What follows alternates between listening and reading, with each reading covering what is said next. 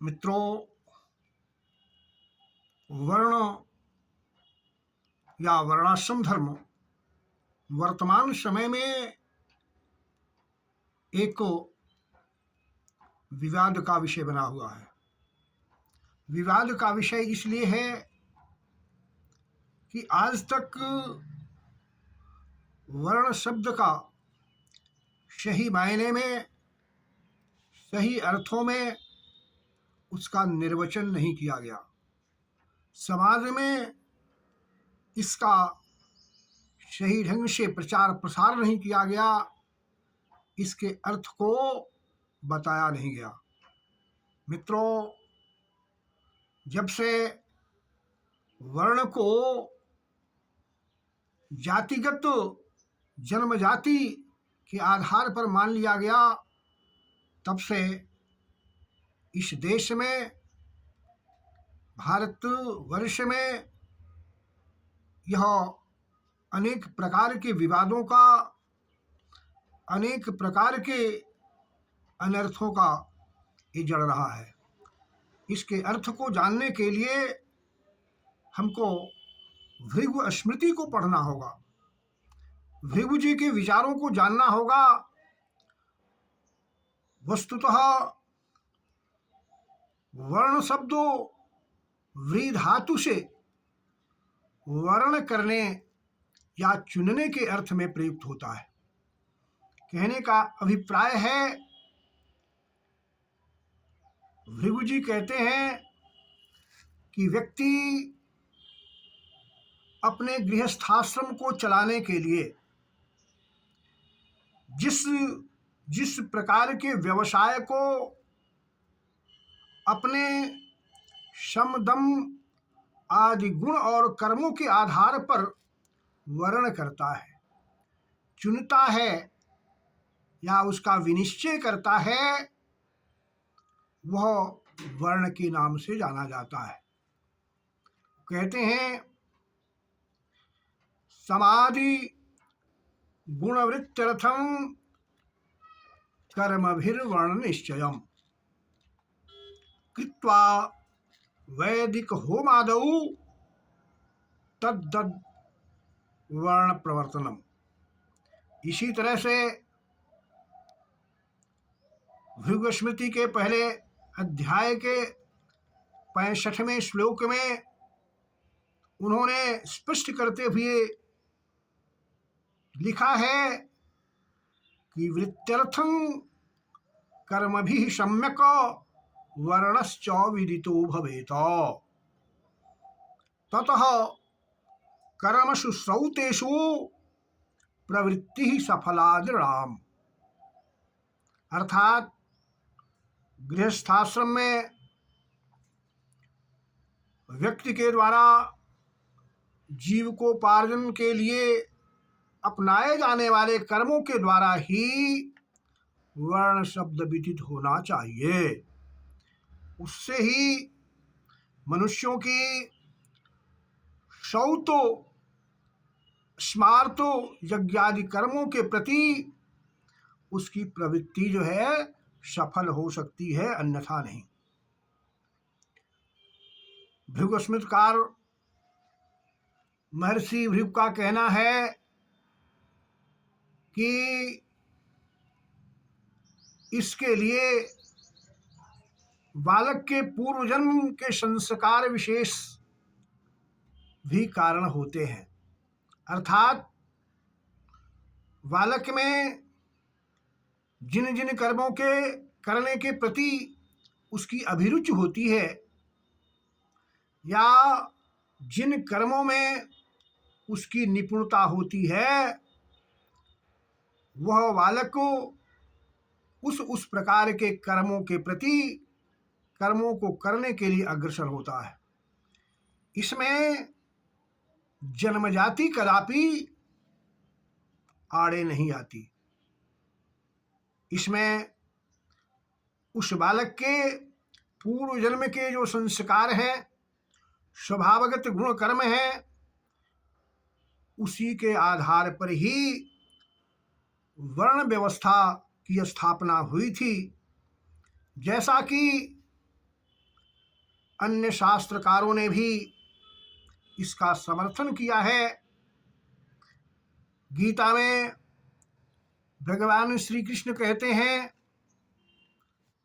चातुर्वर्ण्यम मया सृष्टम गुण कर्म विभाग सह।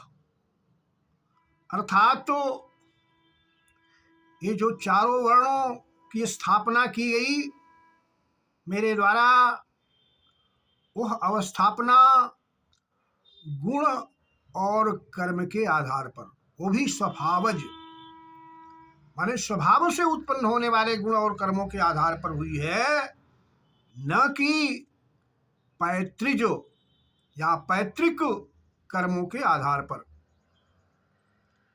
इसी तरह से इसी का भाष्य करते हुए शंकराचार्य जी कहते हैं, ब्रह्मांड सृष्टा वर्णा कर्मार्थम। इस ब्रह्मांड में कर्मार्थम वर्णा सृष्टा, कर्मों के निमित्त ही वर्णों का सृजन हुआ है। अन्यत्र भी कहा गया है, वर्णाश्च कर्मार्थाः, वर्णों कर्मार्थाः, कर्म करने के अर्थ में ही समझने चाहिए, जानना चाहिए। भगवान महर्षि भृगुस्मृति के 3 अध्याय के 36वें श्लोक में लिखते हैं, तत्तत् कार्याय वर्णन्ते प्रशस्यन्ते स्वभावजैः तत्तद्गुणैः नराः तस्मात् वर्ण शब्दार्हात् हतांगताः। अर्थात तो एक गृहस्थाश्रम में रहने वाला व्यक्ति, गृहस्थाश्रमी, अपनी आजीविका को चलाने के लिए स्वभाव के अनुसार, अपने गुण और कर्म के स्वभाव के अनुसार, तत्तद्गुणों के अनुसार जिन जिन कार्यों का वर्णन करता है, जिन जिन कार्यों को करने के लिए वो उद्यम करता है या चुनता है, अपनाता है, इस कारण से उसे वर्ण के नाम से जाना जाता है। मित्रों, ये गृहस्थाश्रम में ही वर्णों की व्यवस्था की गई है। अन्य 3 आश्रमों में कोई भी किसी प्रकार का भेद नहीं है, जबकि मनुस्मृति में जन्म के आधार पर ही उसमें सभी आश्रमों में भेद वर्णों के धर्म में बता दिए गए हैं, लेकिन ऐसा नहीं होना चाहिए था। मित्रों, भृगु जी कहते हैं कि गृहस्थाश्रम के कार्यों को करने के निमित्त से ही वर्णाश्रम केवल गृहस्थाश्रम तक ही सीमित है, या गृहस्थाश्रम में ही सम्मत है। अन्य 3 आश्रमों में या ब्रह्मचर्यो, वानप्रस्थो या संन्यास आश्रम में इनका या इनके कार्यों का अभाव होने के कारण से ये शेष 3 आश्रमों में इसका कोई जो है भेद नहीं है। भृगु जी 3 अध्याय के 2 श्लोक में कहते हैं, गृहस्थाश्रम कार्यार्थम वर्णाश्रम तत्रैव सम्मताः। माने गृहस्थ आश्रम को चलाने के लिए, गृहस्थाश्रम के कार्यों के निमित्त ही वर्णाश्रम तत्रैव संस्था, माने उसी गृहस्थाश्रम में ही सम्मत है। नान्याश्रमेषु, अन्य 3 आश्रमों में नहीं। तदभेदः कार्याणाम अभावतः। कहते हैं कि अन्य तीनों आश्रमों में कोई इस प्रकार का भेद नहीं है, इस कारण से वर्णों केवल गृहस्थाश्रम में तक ही सीमित है, अन्य आश्रमों में सीमित नहीं है। कहते हैं कि वर्ण प्रभेद तो भिन्नम यद यद कर्म विधीयते वेदेन तत्र सर्वत्र गृहस्था ह्यधिकारिणः। ऐसा भृगु तीसरे अध्याय के 7वें श्लोक में भी कहते हैं। इतना ही नहीं, इसी बात को कर्म मीमांसक को जैमिनी जी भी स्वीकार करते हैं। वो भी कहते हैं कि गार्हस्थ में को एव आश्रम न त्वाश्रमांतरम इति, माने गृहस्थाश्रम ही एकमात्र आश्रम है, इसके अलावा गृहस्थाश्रम के अलावा वर्णों में भेद नहीं है। गौतम धर्म सूत्र के 3 अध्याय के अंतिम सूत्र में भी यही बात कही गई है। ऐकाश्रम्यम त्वाचार्याः प्रत्यक्ष विधानात् गार्हस्थस्य। इसी की टीका करते हुए श्रीमन माधव चैतन्य भारती जी लिखते हैं, आचार्यास्तु गार्हस्थ में क एवाश्रमो नान्यः। कहते हैं कि गार्हस्थ में एवाश्रमः, केवल कर्मों को विभाजित करने के लिए कर्मों के आधार पर ही केवल गृहस्थाश्रम ही एकमात्र वर्ण आश्रम धर्म है। कश्चिदस्तीति मन्यन्ते हेतुं चाचक्षते गार्हस्थ्यस्य प्रत्यक्ष श्रुतिषु विधानाद् इति यस्य तदभावादिति। मित्रों, इसी ही बात को वैदिक समाजशास्त्री फैंग ऋषि ने भी वर्ण व्यवस्था को केवल गृहस्थाश्रम में ही स्वीकार किया है। इस बात को भृगु जी ने 2 स्थान पर उनके विचारों को कोट किया है। वो लिखते हैं, ब्राह्मणः क्षत्रियो वैश्यः शूद्रश्चेति चतुर्विधा।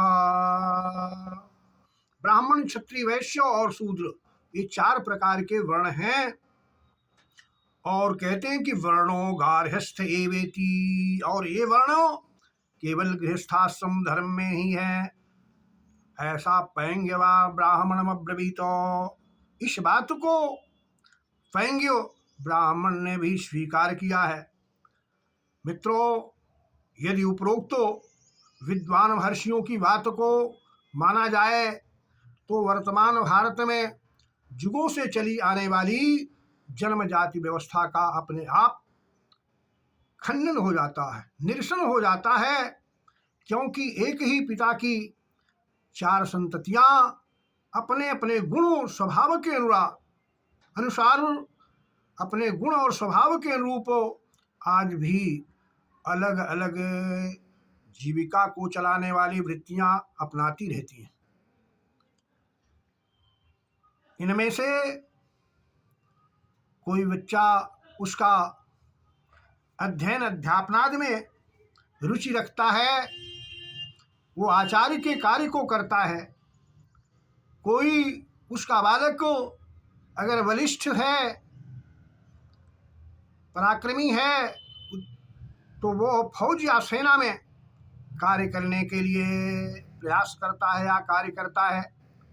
और कोई उसका बच्चा, कोई उसका बेटा व्यापार कार्य को अपनी रुचि के अनुसार चलाता है, स्वभाव के अनुसार चलाता है।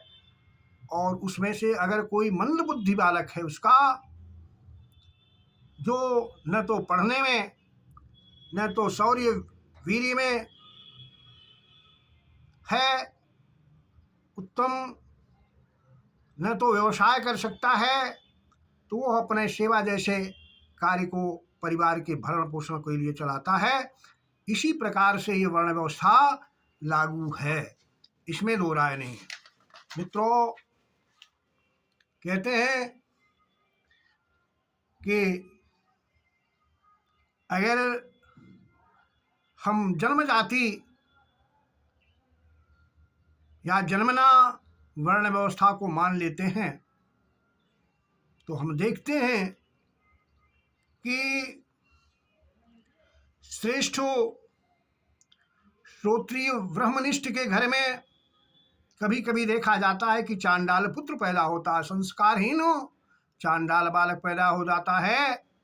और कभी कभी देखा जाता है कि चांडाल के घर में संस्कारवान विप्र स्वभाव वाला, ब्राह्मण स्वभाव वाला, गुण संपन्न बालक उत्पन्न होता है। इसलिए भृगु जी कहते हैं कि श्रेष्ठस्य श्रोत्रियस्यापि गृहे चांडाल सूनवः, चांडालस्य गृहे चापि ब्राह्मणा संभवन्ति। इसलिए कहते हैं कि जन्मजाति व्यवस्था ठीक नहीं है। और भृगु जी इस बात को स्वीकार करते हैं, डंके की चोट पर कहते हैं कि ये जन्मजाति व्यवस्था ही सभी प्रकार के अनर्थों की जड़ है। वो कहते हैं कि ब्रह्मा ने या विधाता ने सृष्टि के आदि में ब्राह्मण आदि जैसे किसी की जाति आदि किसी की स्थापना या उत्पत्ति नहीं की, बल्कि उसने सामान्य रूप से केवल और केवल मनुष्य को ही पैदा किया, मनुष्य को ही बनाया। सृष्ट्यादौ ब्राह्मणत्वादि वर्णानोत्पादिता भुवि किंतु सामान्य तो मर्त्याः सृष्टाः सृष्टि कृता पुरा। मित्रों, इस प्रकार से हम अगर देखें तो आज वर्तमान भारत में ये जो जन्मजाति व्यवस्था है, जिसको याज्ञिकों ने जानबूझ करके अपने समय के मंदबुद्धि राजाओं को वश में करके जन्मजाति व्यवस्था को लागू किया, आज वो व्यवस्था हमारे देश को निगल रही है, हमारे देश के लिए पतन का कारण बन रही है। हम लोग परस्पर आपस में लड़े जा रहे हैं, ऊंच नीच के चक्कर में, उच्च नीच जातियों के भेदभाव से युक्त होकर के हम एक दूसरे के प्रति घृणा रखते हैं, वैर रखते हैं, द्वेष रखते हैं और रोज आए दिन लड़ते झगड़ते रहते हैं। अगर सभी लोग वर्णों के इस प्रकार के विभाजन को जान जाए, भृगु स्मृति के आधार पर अपने को माने चलें, तो शायद जो कभी भी ये बात हमारे सामने नहीं आएगी, हमारा देश समुन्नत हो सकता है और आपस में एक मैत्री का भाव हो सकता है।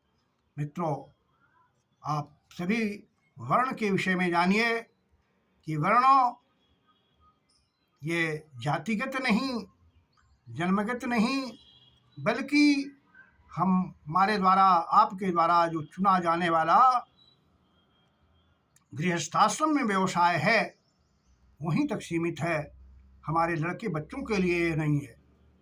इति सम।